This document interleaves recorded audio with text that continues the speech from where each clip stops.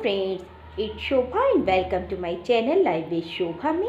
आज मैं आपके साथ दोस्तों जिस टॉपिक पे बात कर रही हूँ वो किचन से रिलेटेड है और इसमें मैं आपके साथ शेयर करूँगी कि मैं अपनी लाइफ में कैसे छोटी छोटी टिप्स एंड आइडियाज़ हैं जो किचन में मैं यूज़ करती हूँ और अपने रेगुलर में इनको यूज़ करके मैं किचन में अपने काम को ईजियर बनाती हूँ। तो चलिए आज मैं आपके साथ वही टिप्स और आइडियाज़ शेयर कर रही हूँ। अपनी इस टिप के लिए यहाँ पर मैंने लिया है ये खाली बाउल। और अगर आपको बहुत सारा लहसुन छीलना है, क्योंकि लहसुन छीलना बहुत बोरिंग काम होता है, तो इसके लिए सबसे इजी आइडिया है कि आप लहसुन को इस तरीके से गुनगुने पानी में 5 मिनट के लिए भिगो दीजिए और उसे ढककर रख दीजिए। जब 5 मिनट के बाद आप देखेंगे तो जो लहसुन का छिलका है उसे आप नॉर्मली हाथ में लेके जब मसलेंगे तो वो आराम से उसका छिलना उतर जाएगा और ये लहसुन छीलने का सबसे इजी तरीका है। अपनी इस टिप के लिए यहाँ पर ये है कच्चे आलू। अगर आपको आलू मीठे लग रहे हैं, मार्केट से गलती से आ गए हैं, तो इन सबसे बेटर तरीका है कि आप आलू को पानी में भिगो दीजिए जो थोड़ा सा गुनगुना हो और साथ में इसमें ऐड कर दीजिए आप नमक और इसे ढक के कम से कम 10 मिनट के लिए रख दीजिए। तो इससे जो आलू की मिठास होगी, सब्जी जो बनेगी वो बहुत टेस्टी बनेगी और जो मिठास होगी वो काफ़ी हद तक कम हो जाती है। अपनी इस टिप में जिस तरीके से आप देख रहे होंगे मैंने अदरक लिया है। जब अदरक फ्रिज में थोड़े ज़्यादा दिनों तक रखा रह जाए तो वो जो होता है वो सिकुड़ने लगता है और थोड़ा सूखने लगता है। तो जब ये अदरक इस तरीके से होने लगे तो आप इस चीज़ से बचने के लिए पहले आप अदरक को छील लीजिए और छीलने के बाद आप कोई भी लंच बॉक्स या एयर टाइट कंटेनर ले लीजिए और अदरक को बीच में से 2 पार्ट्स में कट कर लीजिए जितना भी अदरक आपका सूख रहा है। और अब आप इसमें ऐड कर दीजिए पानी और इसको बंद करके फ्रिज में रख दीजिए। जिससे क्या होगा, जब भी आपको सब्जी के लिए या चाय के लिए अदरक निकालना है आप उसमें से निकाल लीजिए और 2 या 3 दिन के बाद आप इसमें पानी भी चेंज करते रहिए जिससे कि आपका अदरक नहीं सूखेगा। अब जो नेक्स्ट टिप है, इस तरीके से मैंने लिया है कप और ये है मेरा पुराना कद्दूकस जिसके जो ब्लेड हैं वो थोड़े मोटे हो गए हैं। तो इसको शार्प करने के लिए आप नॉर्मली कद्दूकस को इस कप के बैक पार्ट में इस तरीके से 3 या 4 मिनट के लिए घिसते रहिए। घिसने से क्या होगा कि इसके जो ब्लेड हैं वो दोबारा से उतने ही शार्प हो जाएंगे। आपको कद्दूकस फेंकने की या नया लेने की ज़रूरत ही नहीं पड़ेगी। अपनी इस टिप में मैं आपके साथ शेयर कर रही हूँ कि जिनके हाथों में मिर्ची लग जाती है या तो आप मिर्ची को सीज़र की हेल्प से कट कीजिए तो आपके हाथों में मिर्ची नहीं लगेगी। लेकिन क्या होता है कि हम लोग हैबिचुअल होते हैं नाइफ से अपनी मिर्ची को कट करने के। जब हम अपने चाकू से इस तरीके से मिर्ची को कट करते हैं तो कट करने के बाद क्या होता है, मिर्ची से हमारे हाथों में बहुत तेज़ जलन होने लगती है, खुजली सी होने लगती है। तो इन सब से बचने का तरीका है, जब आपके जलन हो रही हो तो आप थोड़ा सा हाथों में ऑयल ले लीजिए और दोनों हाथों को अच्छे से रब कर लीजिए जिससे कि आपकी जलन विदिन 2 मिनट्स आपकी जलन दूर हो जाएगी। अपनी नेक्स्ट टिप के लिए मैंने लिया है इस तरीके से एक बाउल। आपने देखा होगा जब हम मटर को यूज़ करते हैं तो सब्जी में या तो मटर श्रिंक कर जाती है या उसका कलर चेंज हो जाता है। तो इन सबसे बेटर तरीका है कि आप एक बाउल में छिली हुई मटर ले लीजिए और इसमें थोड़ा सा गुनगुना पानी डाल दीजिए।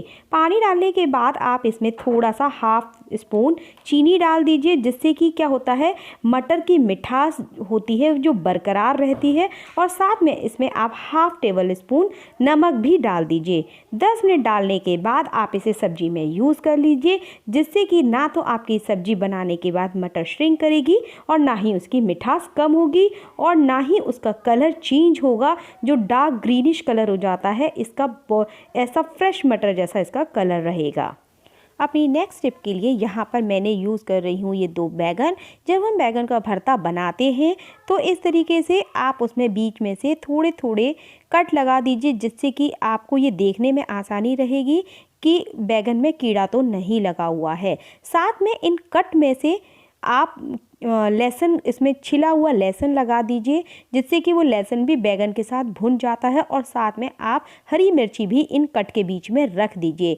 जब इस लहसुन को लहसुन और मिर्ची को भुने हुए बैगन से निकालेंगे तो सब्जी का टेस्ट बिल्कुल डिफरेंट हो जाता है। आप इस टिप्स को ज़रूर यूज़ करिए। अपनी नेक्स्ट टिप के लिए यहाँ पर मैंने लिया है हाफ टेबल स्पून आटा। आटा लेने के बाद अब मैंने लिया है यहाँ पर सॉल्ट।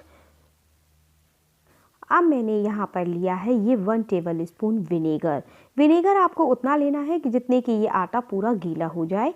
इसमें थोड़ा सा आप हाफ या तो डिश वॉश बार ले लीजिए या फिर आप इसे सर्फ ले सकते हैं और इन सबको मिलाकर एक अच्छा सा पेस्ट बनाकर जो आपके तांबे के बर्तन हैं आप देखेंगे कि वो बिल्कुल काले जाते हैं। आपको सिंपली ये घोल बनाकर इस तांबे की प्लेट पे आप देख रहे होंगे कि जब मैं लगा रही हूँ तो प्लेट एज इट इज़ धीरे धीरे वो चमकने लगी है। इस तरीके से आप बर्तन के चारों ओर लगाकर आप इसे 10 मिनट तक सूखने के लिए रख दीजिए। 10 मिनट सूखने के बाद एक बड़े बाउल में आप पानी लीजिए और इनको सिंपली पानी से धो दीजिए। फिर आप देखेंगे कि जो आपके तांबे के बर्तन हैं उनका लुक कितना अच्छा आ रहा है और उनकी शाइन कितनी अच्छी लग रही है। अपनी नेक्स्ट टिप के लिए यहाँ पर ये लिया है मैंने half table spoon baking powder यानी कि खाने का सोडा। खाने के सोडे को लेने के बाद आप इसमें ले लीजिए विनेगर 1 टेबल स्पून भरकर और आप इसे एक कॉटन की हेल्प से जो आपके पीतल के बर्तन हैं सिंपली आप इस लिक्विड को उस पर रब करते जाइए और सूखने के लिए 10 मिनट छोड़ दीजिए। 10 मिनट के बाद आप इसे इसी तरीके से बड़े बाउल में पानी लेकर इसे साफ़ कर लीजिए और एक सूखे कपड़े से पोंछ लीजिए। उसके आप देखेंगे कि जो आपके पीतल के बर्तन हैं वो नए जैसे जगमगाने लगेंगे। अब मेरी नेक्स्ट टिप है इस तरीके से आपके डिब्बे में चीनी के अगर चींटियाँ हो गई हैं या आपके तुलसी के गमले में या किसी और गमले में चींटियाँ हो गई हैं तो इन सब का बेटर तरीका है कि आप दालचीनी के एक स्टिक लीजिए और इस तरीके से एक छोटा टुकड़ा दालचीनी का आप चीनी के डब्बे में डाल दीजिए या फिर आप गमले में डाल दीजिए। जब भी आप पानी लगाएंगे तो दालचीनी की वजह से थोड़े दिनों के बाद चींटियाँ अपने आप उस गमले से और डब्बे से गायब हो जाती हैं।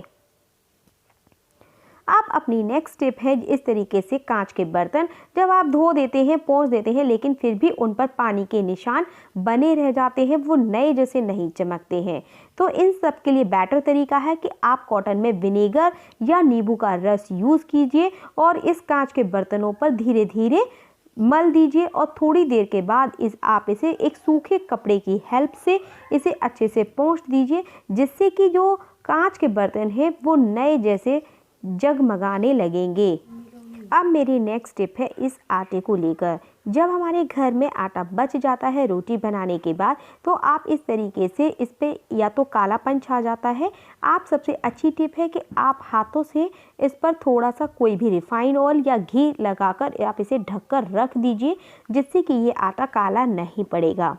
इसी के साथ मैं आपके साथ एक और आटे से रिलेटेड टिप शेयर कर रही हूँ। अगर आपका आटा थोड़ा सा काला पड़ भी जाता है तो आप मैदे का परोठा लगाकर रोटियां बेल लीजिए जिससे कि आपकी रोटियां काली नहीं पड़ेंगी, वो बिल्कुल सफ़ेद दिखाई देंगी।